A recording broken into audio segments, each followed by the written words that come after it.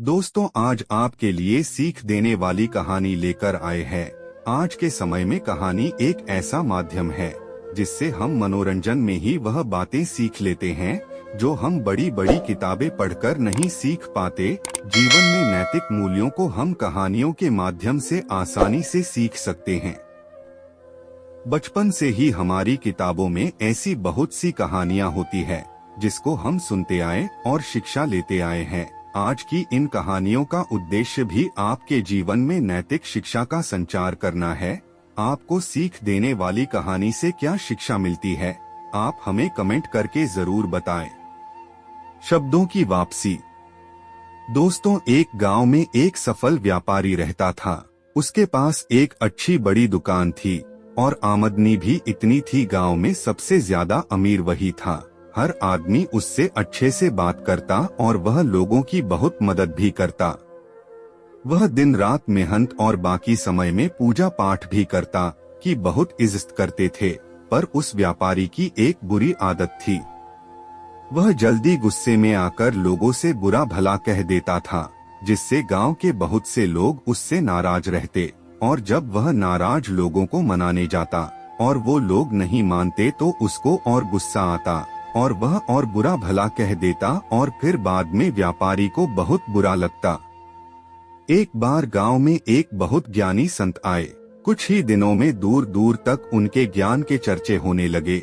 जब यह बात व्यापारी तक पहुंची तो वह दौड़कर संत से मिलने पहुंचा। व्यापारी ने संत की बहुत सेवा और उनको अपनी समस्या बताई।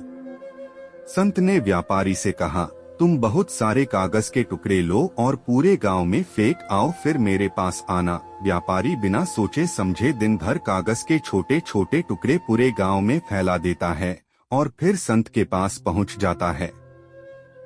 संत उस व्यापारी से कहते हैं, तुम्हारी समस्या का समाधान मिल गया है, बस तुमको एक काम करना है। तुम जाकर उन सभी कागज के टुकड़ों को इकट्ठा करके यहाँ ले आओ। अपनी समस्या का समाधान पाकर व्यापारी बिना कुछ सोचे समझे उन कागज के टुकड़ों को इकट्ठा करने पहुंच जाता है। बहुत देर तक कोशिश करने के बाद व्यापारी को यह समझ आता है, यह काम तो करना नामुमकिन है। वह दौड़कर संत के पास जाता है, कहता, आपने काम दिया वो तो असंभव है, मैं चाहकर भी उसको पूरा नहीं कर सकता। संत मुस्कुराते हैं और कहते हैं, बेटा मैं भी यही कहना चाहता हूँ। किसी को कहे अपशब्द वापस नहीं ला सकते हैं, इसलिए हमें हमेशा सोच समझकर बोलना चाहिए। आज के बाद तुम यह बात अपने मन में अच्छे से बिठा लो, चाहे कुछ भी हो जाए तुमको किसी को अपशब्द नहीं बोलना है। संत से प्राप्त इस ज्ञान से व्यापारी की आंखें खुल जाती है और वह दोबारा जब भी किसी को गुस्से में कुछ बोलने वाला रहता है उसको कागज के टुकड़ों का उदाहरण याद आ जाता है।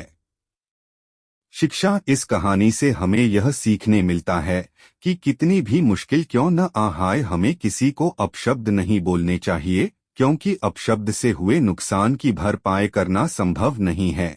गलत शब्दों से किसी को ठेस नहीं पहुंचाना चाहिए। सीख देने वाली कहानी। सीख देने वाली कहानी।